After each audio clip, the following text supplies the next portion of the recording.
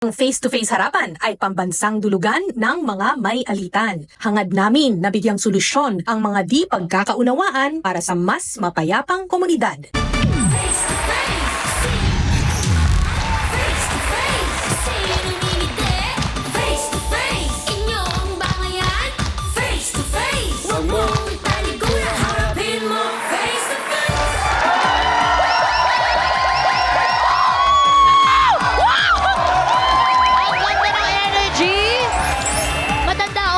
Welcome, makipagtalakan, ilabas ang inner marites at kumampi na sa laging kalmado lang ang timpla. Ito po ang Team Puti!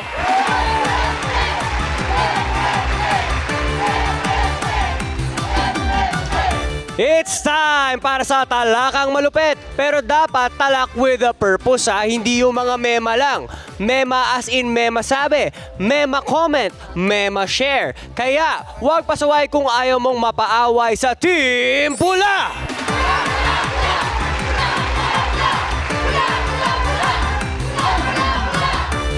Kaya tara na at maki-vibe dito sa Face to Face Harapan! League of Legends sila pagdating sa best advice in life. Our fantastic trio, ang harapang tagapayo. Take care of yourself. Remember, you're worth it. Payo yan mula sa ating mental health expert, Dr. Camille Garcia.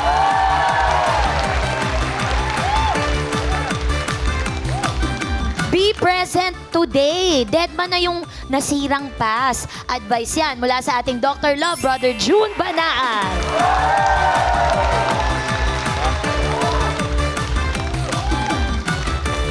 Stay out of trouble kung ayaw mong maka-eyeball ang aming legal expert, Attorney Lorna Capunan.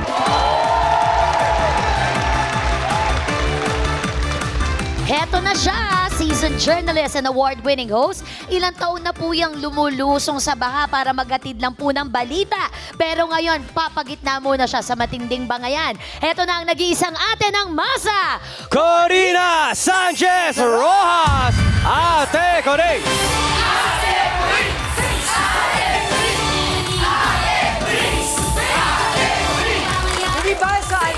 Hindi ba sa simbahan, parang peace be with you. Kung ang mangyari, kiss be with you. Kiss, yan sabihin ko ngayon kiss be with you. Kiss tayo. Kiss. Kiss. Bango ni ate, Oli.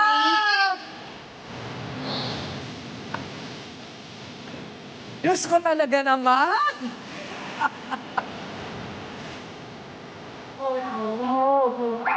Kaya natin parang Vilma Santos lang.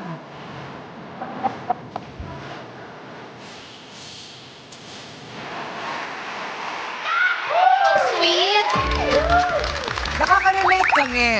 Kami nila Attorney Lorna, Brother June, at saka Doc Camille. Kasi panahon yan ng D-Sensations. Yes! Diba? At dahil dyan, Ate Coring, mukhang nakakita ako ng gusto din ng kiss. Why? Tingin niyo ba ang winner ay nasa Team Pula? O sa Team Puti? Congratulations!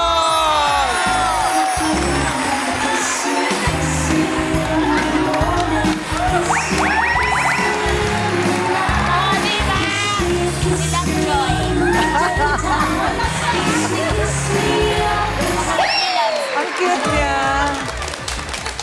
Ngayon, eto na. Kaya nga, sirang-sira ang beauty ni Mary. Beauty ni Mary. Ang dalawa kasi niyang alagang pato, inadobo ng kapitbahay. At hindi itinatanggi ni Annabella ang kapitbahay na sumentensya sa walang kalaban-laban na pato. Ang kanyang katwiran, marami silang kumain sa paktaylo na pato. Ang alagang pato ni Marie niluto at naging adobo. Annabel, sana hindi ka na lang gumanti kay Nanay Miri. Kasi nung kinatay mo pa yung pato, lalo kayo nagkagulo. Nagkataon lang nanganak ka, kung hindi lang, hindi ko alam kung magagawin ko sa'yo. Quack, quack, quack, no more! Naku, yung mga kapitbahay namin na yan, si Nay Mary at si Ate Annabel, araw-araw yan, nagbabangayan. Nakakarindi na, pati pato, pinag-aawayan. Kung gusto mo pala Annabel na pato, dapat nagpaalam ka. Di ka basta-basta kumatay ng pato. Annabel, ano ba naman to? Totoo ba na kaya mo kinatay ang pato dahil sa init ng ulo? Kaya eto na, pagkatapos ang nakawan at katayan at kainan ng pato ng may pato, narito na Mary at Annabel, harapan na!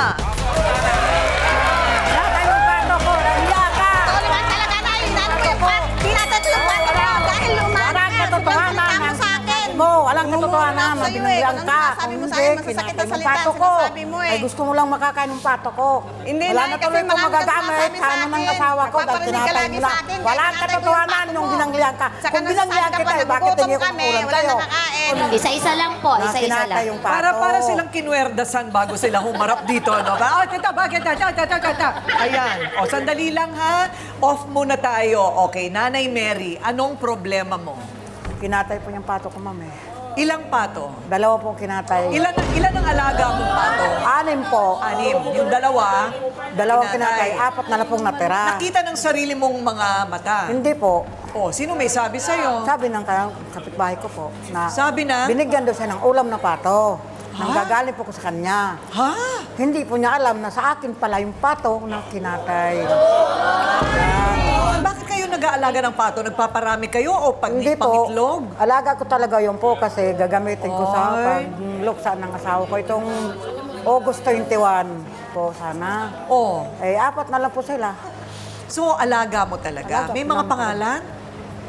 Wala pa nga. Wala pa Pato lang naman. po. Wala pa naman. Opo. Okay. So, bakit naman parang nadama yung alaga mong pato? Sigurado yan, may problema sa pagitan ninyo. May galit po siya sa akin. May galit. Opo. Ano yung pinag-awayan? Pinagbibintangan niya ako na siya daw binanglian ko sa sabaw ng tinulan ng manok na hiningi ko sa kanya. Hindi po totoo na siya binanglian ko. Walang katotohanan po. Kaya kung gusto ko po siyang banglian, bakit manghingi po ko ng ulam? Di ko wala ko ng tubig sa amin ng mainit, ibangli ko sa nila para po ibigay siya, pero hindi totoo yung sinasabi niya. Kinumpronta mo ba siya? Hindi siya umamin na siya nagkate sa pato. Pero, kapitbahay ko, binigyan din siya ng ulam ng pato. Hindi alam ng Ayan. kapitbahay ko na yung pato pala na binigay sa kanya, sa akin palang pato na kinatay niya. Ay, naku naman, anak ng pato naman talaga. Okay. So ngayon, ang nakasabit nating tanong sa inirereklamo, ayan, Annabel, ikaw ba ay talagang mamamatay pato? Sa pagbabalik yan ng Face to Face Harapan!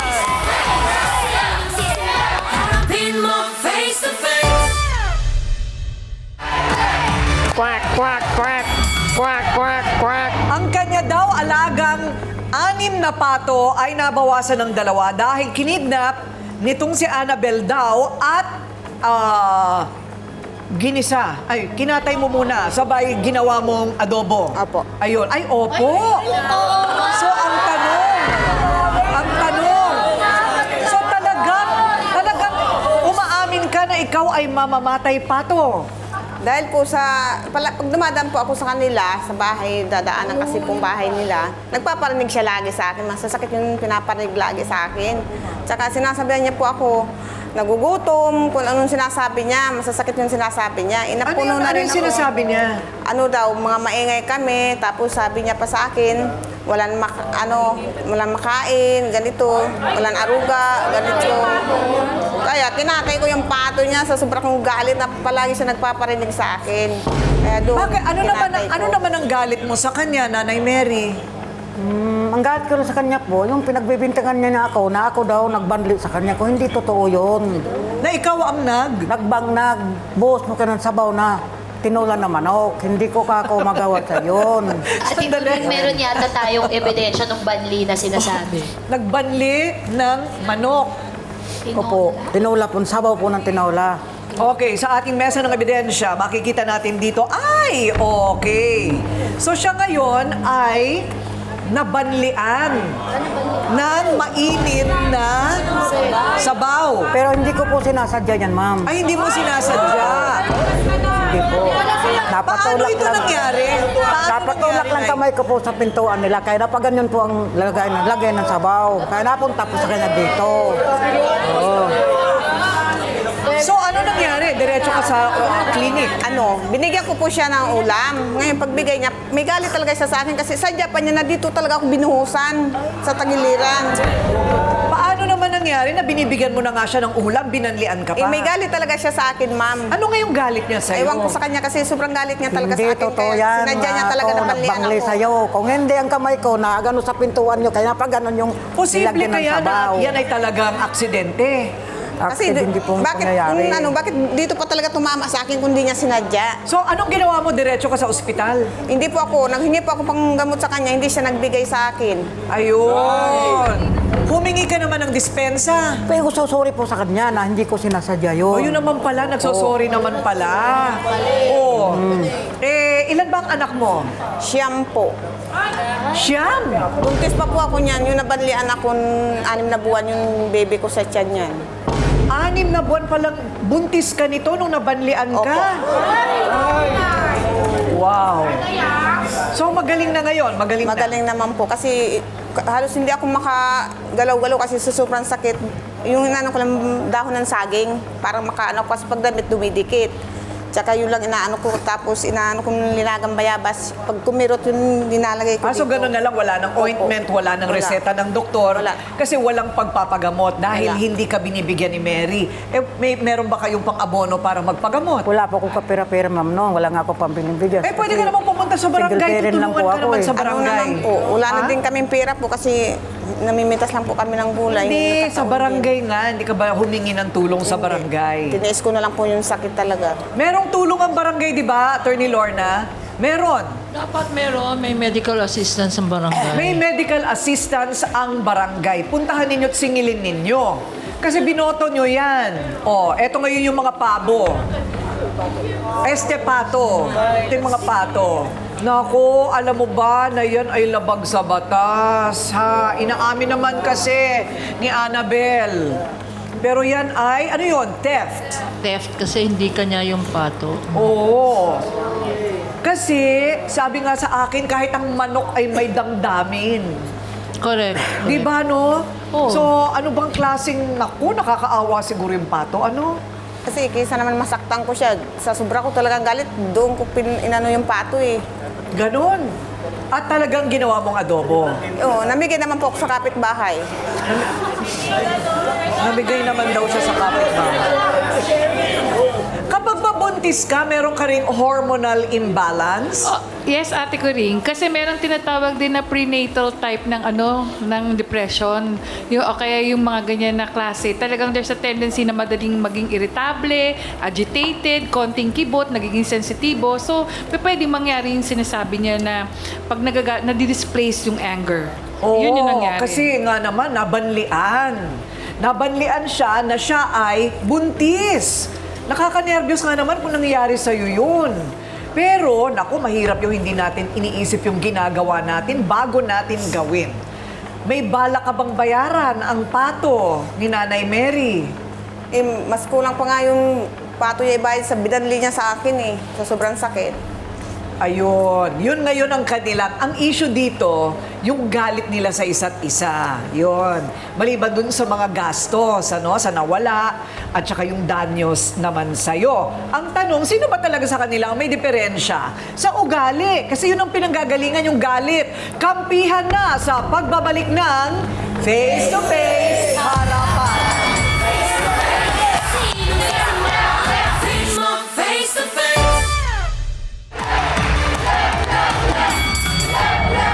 Naku, eto na. Saan ba nang galing yung galit ng isa't isa? Kawawa naman yung dalawang pato. Ayoko nang imagine paano kinatay. 'Di ba? Maawa naman sa matanda, pakiusap ng kakampi ni Nanay Mary kay Annabel. Eto na, Mercy, humarap ka na.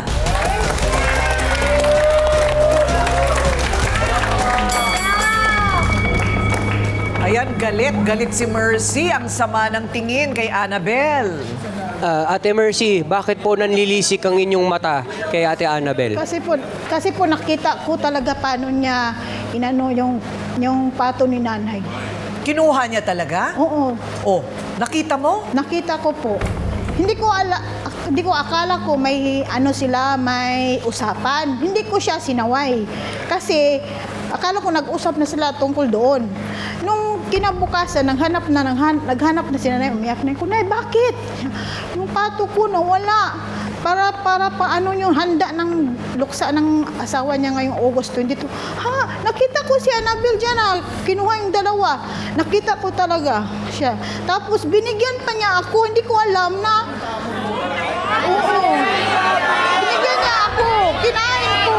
Kasi akala ko Annabel, nagpaalam ka kay nanay. Yung pala hindi. Kaya nga kinatay ko yung pato niya dahil palagi siya nagpaparinig sa akin sin salita, kaya kinatay ko yung pato niya. Dapat may sobrang nagsisinanay ko ka kay nanay. May tanong po ako. Ano pong nauna? Hindi man lang masabi. Ate Marcy, may tanong po ako. Ano pong nauna? Yung nalaman yung nawala yung pato o yung nakain na po yung pato? Para lang maliwanag. Hindi. Nung kinain ko ng pato. Saka mo ba lang Oo, saka ko kasi Akala ko nalaman mo muna. Kawawa naman si Mary. Kasi kinabukasan po, naghanap na siya. Nauna muna yung kumain ka. Opo, kinain ko. Ate Mercy, Tapos saka mo na. susunod po na tanong, masarap po ba yung timpla ni Annabel? Masarap. Kasi paborito ko yung pato eh. Hindi ko intindihan kasi paborito ko yung pato. So paano po sila mag-away si Ate Annabel tsaka si Nanay Mary? Nakikita niyo po ba? Nagkwento siya sa akin na hindi daw siya makatulog. Parang, kung bakit na siya? Kasi yung anak ni Annabel, sobrang ingay sa labas. Nag-aano, tapos kunwari nagtatahi siya ng basahan. Nag-aano doon, ginukuha yung mga basahan at saka parang inaano sa labas. Yun. So, aminado naman Unang-una, aminado si Annabel. Aminado siya. Ang tanong ngayon, yung pagbabanli. Opo. Ano bang tingin mo nangyari doon? Talagang aksidente? Nabanlian siya na nalapnos yung kanyang balat. Nasa loob lang na narinig ko na lang na nanghingi ng sorry si nanay sa kanya. Naghingi Pero naman ng hindi ko sorry. yun nakita. Kasi sa bahay niya, ni Annabel yun na Okay, sige. Mercy ha, sandali. May katapat ka din. Kasi may kakampi din naman si Annabel. So, masungit! At pakialamerang matanda. Ang sakit naman yan. Ayan daw ang tunay na ugali ni Nanay Mary. Pero ang bait ni Nanay Mary dito Ayon kay kakampi ni Annabel, yan ang katotohanan. Kaya, nagalit na husto si Annabel kay Nanay Mary, kawawang mga pato. Filita, humarap ka na.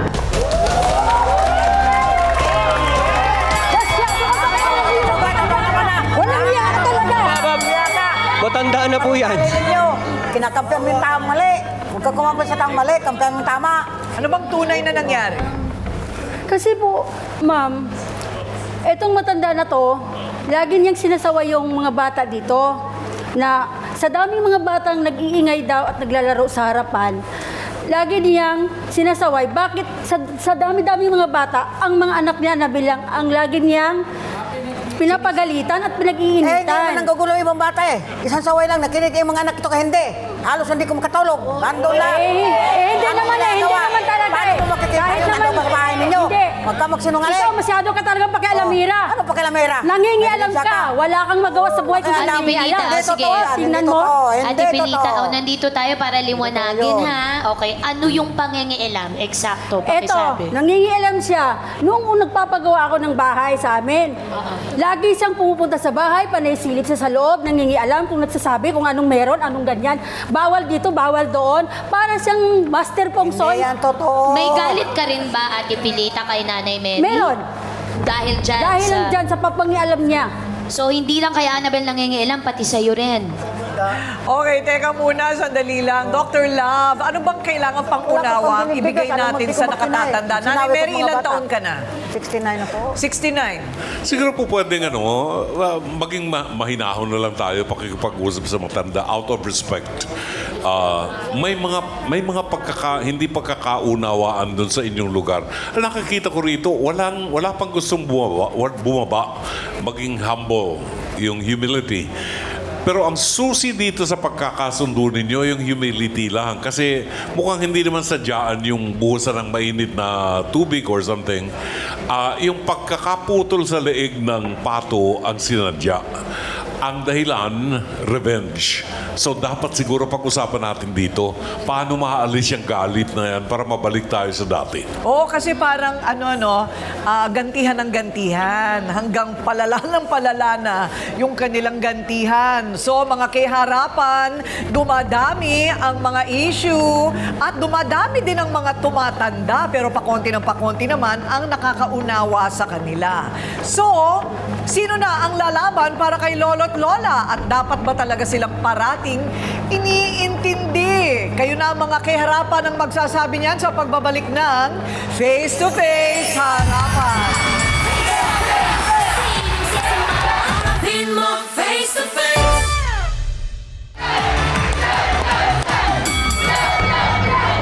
Okay, so patola din, gets mo? Patola din ang mga sausawero at sausawera. Alamin natin ang mga iniisip una ni Tuesday. Pagdating sa nakatatanda, ano ba? Iniintindi ba yan? Siguro dapat ni barangay na lang, ano? Opo. At saka, alam mo, Ate Corina, old age is such a blessing. It's such a privilege. More than anything, pag nakatagpo ka ng may edad sa'yo, lalo na 69 na si Nanay Mary, galangin mo dahil nabuhay na sila ng maraming taon sa mundo. At pa-exit na rin sila, ilang taon na lang. So kahit hindi tama din minsan, lawakan lang po yung pag-una. Ayan. Darating tayo lahat doon. Paano naman natin matitiis na dadaan ba talaga yan sa dami ng puting buhok? Hindi ba? Paano yun kung talaga nakakainis na? Pagka gano'n natin ko rin siguro layuan na lang. Kasi syempre mga bata yun, hindi mo sila mapipigilan maging bata. So, pwedeng, sige, suwayin ninyo kami, pero hindi kami hihinto sa pagiging bata, sa pag-i-enjoy. Basta wala kaming masamang ginagawa. Kung ayaw mo na nasa tapat ng bahay mo, dito sa kapitbahay, maririnig mo pa rin kami, pero di mo na kami masisita. Ayun. So, dapat yung nakatatanda ang mas umunawa. Parang meron kang gustong sabihin, Brother June? Gusto ko lang linawin, hindi porke maputi ng buhok namin, tama lahat ng ginagawa namin. Ay, totoo. Merong mga matatanda na super kulit talaga. Pero ang masasabi ko sa nakababata, out of respect, no?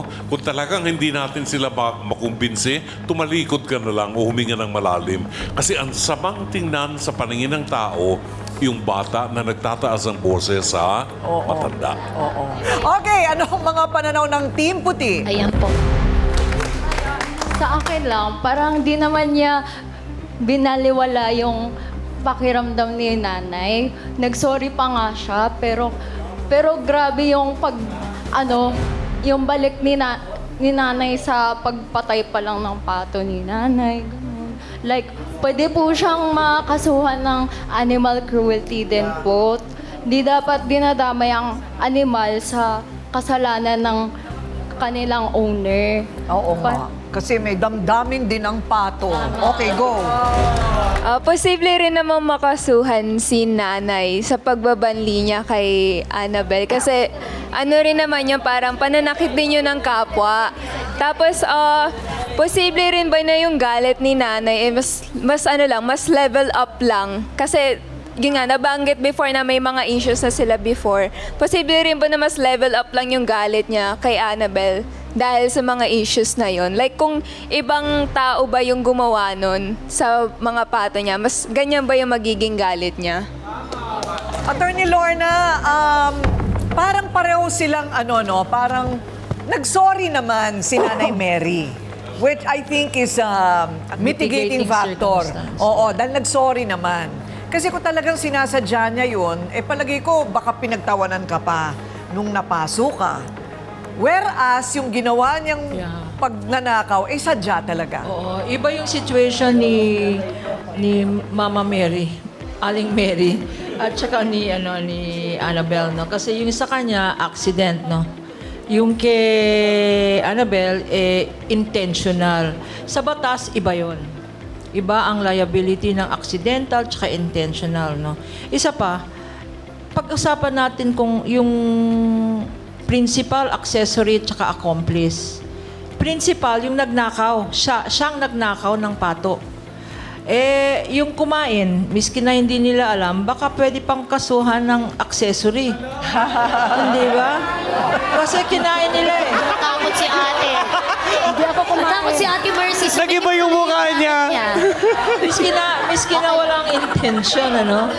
Kagaya ng yung tinatawag na anti-fencing law, no? Yung anti-fencing law, kunyari nagnakaw. May isang nagnakaw ng jewelry. Dito, pato, no?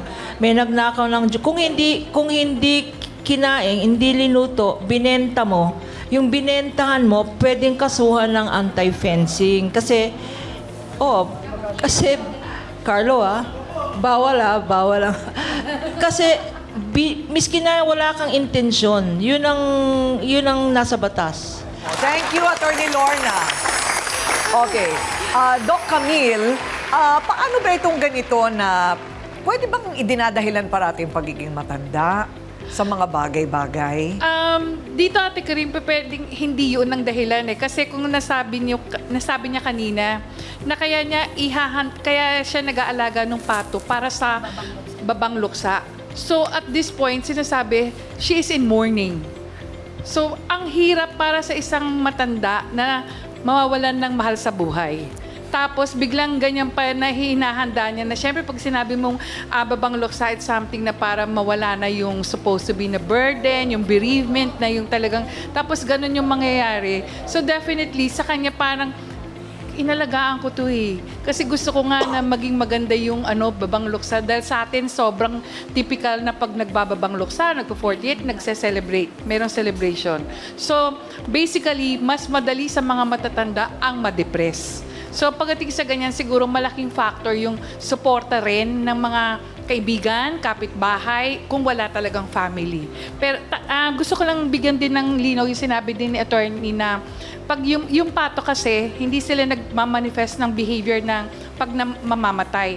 Pero yung kasama ng pato, they manifest a certain behavior na pag nawala yung mga kasama nila, they lost appetite and they eventually die. Ay! Parang dumadamay sila sa sama ng loob. Opo. Ang pato, gano'n? Opo, gano'n ang pato. Just the same time rin ang elephants, gano'n. Naman, Okay, Doc Camille, maraming salamat. Paano ito magagamot, Dr. Love? Yung relasyon nila? Nakikita ko lang dito yung remorse, no? Si nanay ayaw niya nung aksidente nangyari. Pero sabi nga ni attorney, malinaw na malinaw si Annabel, may intention siya na maghiganti. Ang paghiganti niya, yung pagpatay doon sa pato. In which case, palagay ko masyadong maliit na dahilan para ipagtanim natin ang galit at habang buhay nating pag-aawayan yung pato na yan. After all, maaari pang mag-alaga ng pato uli si nanay, no? Ang sa atin lang dito, yung again and again, yung remorse, yung pagkilala sa pagkakasala, sa pagkakamali natin, at paghingi ng kapatawaran. Yun lamang ang magbibigay ng pagkakataon para maibalik sa dati inyong pagsasama. Ayan, thank you very much, Dr. Love! So, magkakasundo-sundo pa kaya? Sila ba'y magkakapatawaran? Sila ba'y mag-aaminan? Sabi nga sa kanta, tatanda at lilipas din ako o tayo. Kaya sana pabaunan natin sila ng masasayang alaala.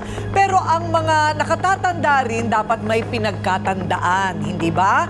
Mga kiharapan tutok lang sa pagbabalik ng Face to Face Harapan.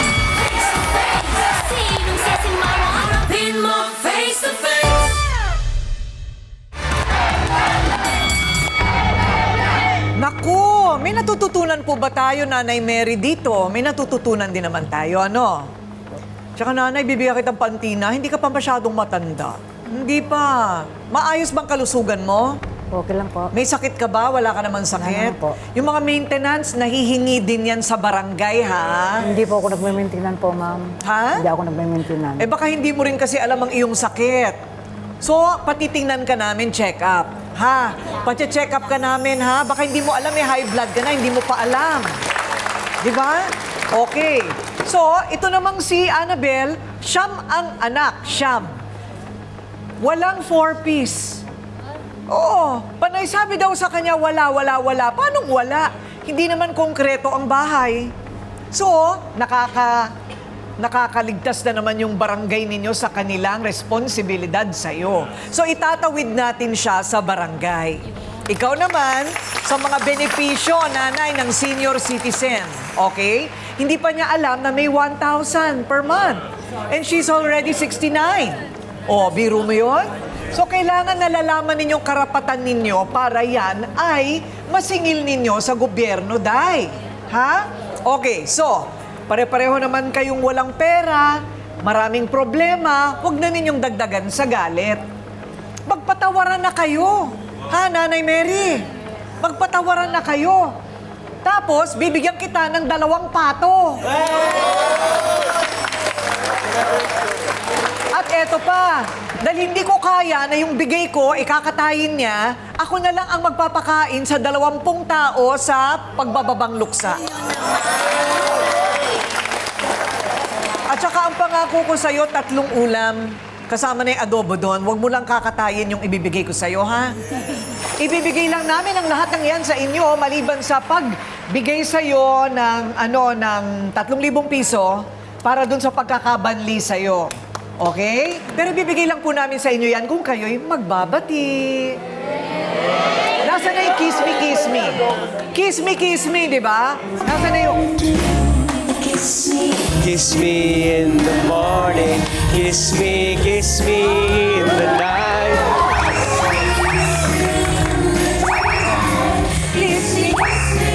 O, di ba? Oy, totoo na ba ang pagbabati ninyo, Nanay Mary at saka Annabel? Totoo na yan, ha? Daming tulong na ibibigay namin sa inyo para lang magkaroon ng kapayapaan sa puso at sa inyong paligid. Okay? Mga aral na natutunan natin sa kwentong buhay natin ngayong araw, number 1, huwag magnanakaw. Number 2, huwag magmamalupit sa hayop. Number 3, huwag nagbubunganga sa ibang tao dahil yan ay nakakayamot, nanay. Number 4, huwag gumaganti kasi walang katapusan yan kung tayo ay ganti ng ganti. 5, huwag magpapadala sa galit. At ang huli, huwag kakain ng ulam basta-basta na bigay ng kapitbahay hanggat hindi mo alam kung saan ang galing o kung ano ang sahog nito. Tama? Okay. Ako po ang iyong Ate Kuring, nagsasabing may cake ang harapin ng mga issue dahil walang hindi nadadaan sa pag-uusap, basta't dapat may mukha kang ihaharap. Dito sa Face to Face Harapan.